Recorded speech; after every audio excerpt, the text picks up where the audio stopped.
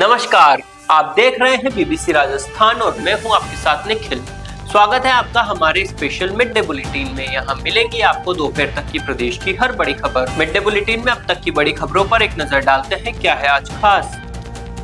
जमीन विवाद ने लिया हिंसक रूप, 6 लोग गंभीर घायल। दानपुर के कटुम्बी गाँव में 2 पक्षों के बीच खूनी लाठी भाटा जंग। बीमा क्लेम के लालच में युवक की निर्मम हत्या, आरोपी को आजीवन कारावास और 1 लाख का जुर्माना। बांसवाड़ा एसीबी टीम की उदयपुर में बड़ी कार्रवाई, संयुक्त निदेशक के दलाल को 30,000 रिश्वत लेते दबोचा।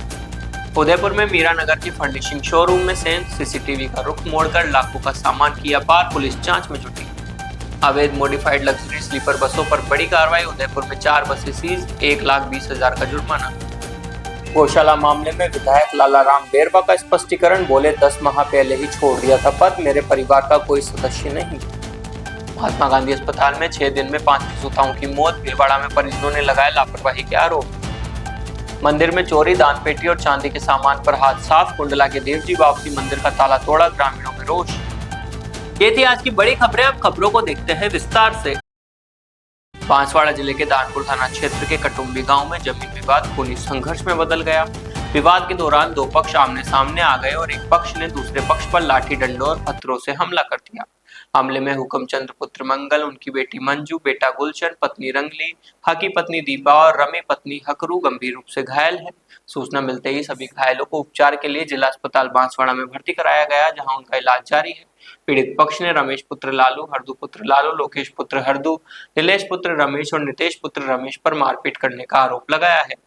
घटना की जानकारी मिलते ही दानपुर थाना पुलिस मौके पर पहुंची और स्थिति को नियंत्रित किया।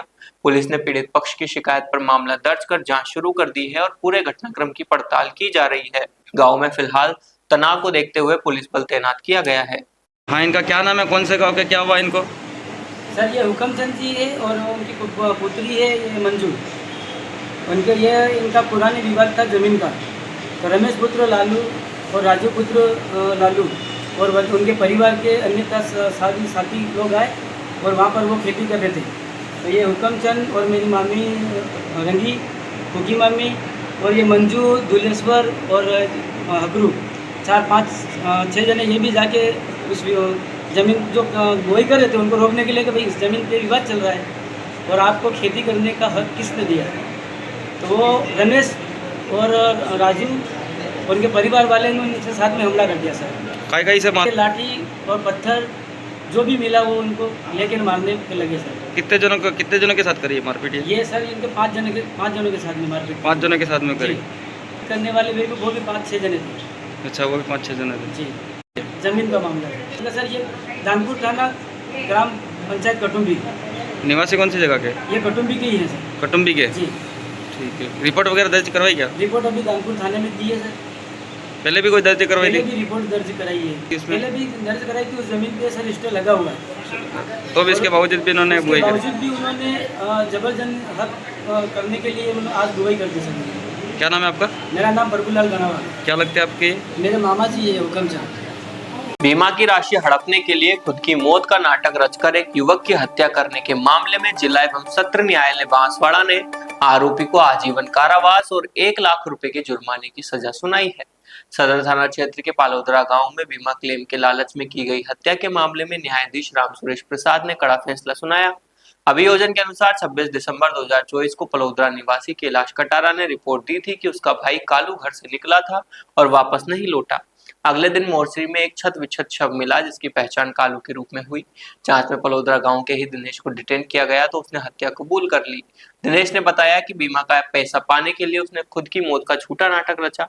उसने कालू को शराब में नशीला पदार्थ पिलाकर बेहोश किया, फिर उसे अपने कपड़े पहनाकर सड़क पर लिटा दिया और कार कई बार उसके ऊपर चढ़ा दी। पहचान छिपाने के लिए सिर और चेहरे को बुरी तरह कुचल दिया ताकि लगे कि ये सड़क हादसा है और शव दिनेश का है।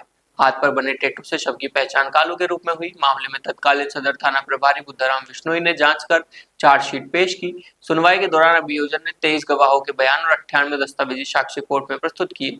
न्यायालय ने हत्या के क्रूर तरीके और गंभीरता को देखते हुए आरोपी दिनेश को आजीवन कारावास और 1 लाख रुपए जुर्माने की सजा सुनाई है। भ्रष्टाचार निरोधक ब्यूरो बांसवाड़ा इकाई ने उदयपुर की बड़ी कार्रवाई की है। एसीबी ने संयुक्त निदेशक चिकित्सा एवं स्वास्थ्य सेवाएं जोन उदयपुर के दलाल अब्दुल कादिर को 30,000 रुपए रिश्वत लेते रंगे हाथ गिरफ्तार किया है। कार्रवाई के दौरान मुख्य आरोपी अधिकारी कार्यालय से फरार हो गया था। परिवादी से सोनोग्राफी मशीन के उपयोग के लिए रेडियोलॉजिस्ट डॉक्टर का नाम जोड़ने संबंधी पंजीयन स्वीकृति जारी करने के एवज में कुल 1,30,000 रुपए की रिश्वत मांगी गई थी। सत्यापन में संयुक्त निदेशक डॉक्टर रतन बिलवाल ने दलाल अब्दुल कादिर के माध्यम से पहले 30,000 रुपए लेने पर सहमति जताई। इसके बाद एसीबी ने ट्रैप लगाया। कार्रवाई के दौरान अब्दुल कादिर ने रिश्वत की राशि गिन कर ली, लेकिन एसीबी टीम को देखकर रकम परिवादी के कार्यालय में छोड़कर भागने का प्रयास किया। एसीबी ने उसे मौके से दबोच लिया। वहीं डॉक्टर रतन बिलवाल कार्यालय से फरार हो गए।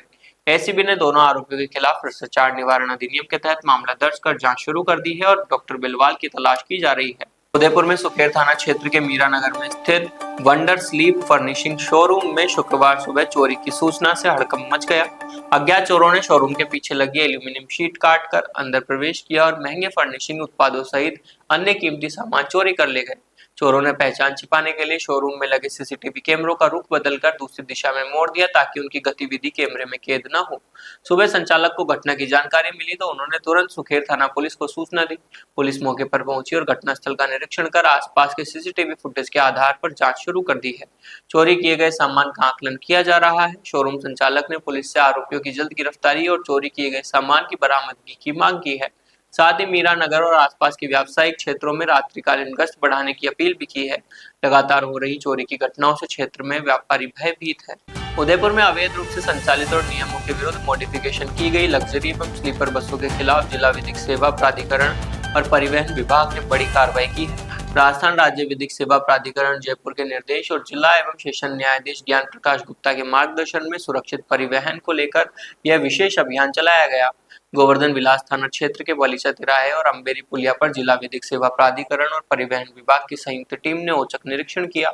जांच के दौरान मोटर वाहन अधिनियम 1988 और AIS 119 के नियमों का उल्लंघन करने वाली तथा अनाधिकृत स्ट्रक्चरल मॉडिफिकेशन की गई बसों पर सख्त कार्रवाई की गई। अभियान में कुल 15 बसों की जांच की गई। इनमें से 5 बसों के खिलाफ विभिन्न नियमों के उल्लंघन पर चालान बनाए गए और करीब 1,20,000 रुपए का जुर्माना लगाया गया। वहीं गंभीर अनियमितताएं पाए जाने पर 4 लग्जरी स्लीपर बसों को मौके पर ही सीज कर दिया गया। कार्रवाई के दौरान अपर जिला न्यायाधीश एवं जिला विधिक सेवा प्राधिकरण के सचिव राहुल चौधरी, मुख्य न्यायिक मजिस्ट्रेट मनीष कुमार जोशी, जिला परिवहन अधिकारी मुकेश ठाट सहित परिवहन विभाग के निरीक्षक और पुलिस अधिकारी मौजूद रहे। अधिकारियों ने कहा कि लग्जरी और स्लीपर बसों में अवैध मॉडिफिकेशन सड़क सुरक्षा के लिए बड़ा खतरा है और नियमों का उल्लंघन करने वाले बस संचालकों के खिलाफ आगे भी सख्त कार्रवाई जारी रहेगी। भीलवाड़ा के शाहपुरा विधानसभा क्षेत्र की चर्चित गौशाला मामले में विधायक डॉक्टर लालाराम बेरवा ने अपना पक्ष रखा है। उन्होंने कहा कि उनका और उनके परिवार का इस संस्थान से कोई संबंध नहीं है, ये उन्हें बदनाम करने की साजिश है। विधायक बेरवा ने कहा कि मैंने पिछले वर्ष अक्टूबर में ही सचिव पद से त्यागपत्र दे दिया था। मेरे बच्चों ने भी उसी समय त्यागपत्र दे दिया था। वर्तमान में मेरे परिवार या ब्लड रिलेशन से कोई भी सदस्य या पदाधिकारी गौशाला की कार्यकारिणी में नहीं है। विधायक ने कहा कि मैं शाहपुरा के विकास के लिए प्रतिबद्ध हूं और इन सब बातों से दबने वाला नहीं हूं। कुछ लोग मुझे केवल बदनाम करने के उद्देश्य से गलत जानकारी फैला रहे हैं। वहीं देव गौशाला के अध्यक्ष अधिवक्ता पुलकित चौधरी ने भी जानकारी दी कि वर्तमान कार्यकारिणी में विधायक या उनके परिवार का कोई सदस्य शामिल नहीं है। वे स्वयं अध्यक्ष हैं और राजवीर सिंह सचिव है। उन्होंने बताया कि गौशाला के पंजीकरण के कुछ समय बाद अक्टूबर 2025 में हुई विशेष बैठक में तत्कालीन सभी पदाधिकारियों ने त्याग पत्र दे दिए थे। इसके बाद 19 अक्टूबर 2025 को नई कार्यकारिणी ने विधिवत कार्यभार संभाला। पिछले लगभग 9 महीनों से गौशाला का संचालन और प्रबंधन वर्तमान कार्यकारिणी के निर्देशन में हो रहा है। इनका उद्देश्य केवल गौसेवा और गौशाला का सुचारू संचालन है। भीलवाड़ा के महात्मा गांधी अस्पताल के मातृ एवं शिशु चिकित्सालय में 6 दिन में 5 प्रसूताओं की मौत से हड़कंप मच गया। सभी की सिजेरियन डिलीवरी हुई थी और तबियत बिगड़ने पर उन्हें मेडिकल आईसीयू में भर्ती कराया था। शुक्रवार को पोटला निवासी संगीता जिनगर की मौत के बाद परिजनों ने अस्पताल में हंगामा भी किया। परिजनों का आरोप है कि अस्पताल में गंभीर लापरवाही के कारण मौतें हो रही हैं। इस साल मार्च से अब तक कुल 9 प्रसूताओं की मौत हो चुकी है। अस्पताल में रोज 30 से 40 सिजेरियन होते हैं, लेकिन सर्जिकल सेट केवल 5 नियमित और 3 इमरजेंसी के ही उपलब्ध है। स्टरलाइजेशन में 3 घंटे लगते हैं, लेकिन दबाव के चलते संक्रमण का खतरा बढ़ रहा है।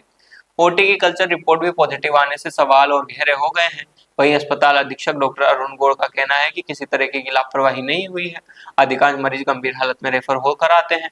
प्रबंधन के अनुसार मौतों की वजह पल्मोनरी एम्बोलिज्म, एस्पिरेशन, गंभीर एनीमिया, सीजर, PIEH, एक्लेम्पसिया और अन्य प्रसूति जटिलताएं रही। उल्लेखनीय है कि इससे पहले कोटा और बीकानेर में भी प्रसूताओं की मौत के मामले सामने आ चुके हैं। बांसवाड़ा जिले के मोटागांव थाना क्षेत्र के कुंडला गांव स्थित देवजी वापसी मंदिर में चोरों ने ताला तोड़कर चोरी की वारदात को अंजाम दिया।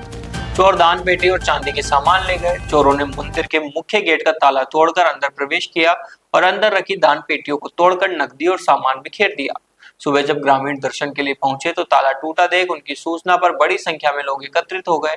ग्रामीणों के अनुसार चोर दान पेटी उठाकर मंदिर से करीब 100 मीटर दूर नाले के पास ले गए और वहां तोड़कर करीब 15,000 रुपए नकद और चिल्लर निकाल लिए। इसके साथ ही बावसी की चांदी की 3 मूर्तियां और करीब 1 किलो चांदी के 6 छत्तर भी चोरी कर ले गए। ग्रामीणों ने बताया कि मंदिर में हर रात लाइट जलती है, जिसका फायदा उठाकर चोरों ने वारदात को अंजाम दिया। घटना के बाद ग्रामीणों ने देवीलाल, भोगीलाल, सूरजमल, खाटूराम, रूपलाल, धूलजी, नारायण, रूपलाल, धनजी, सगन जीवा, गौतम और राजेंद्र रामाशंकर सहित अन्य ने पुलिस प्रशासन से रात में गश्त बढ़ाने और चोरों को जल्द गिरफ्तार कर कड़ी कार्रवाई करने की मांग की है।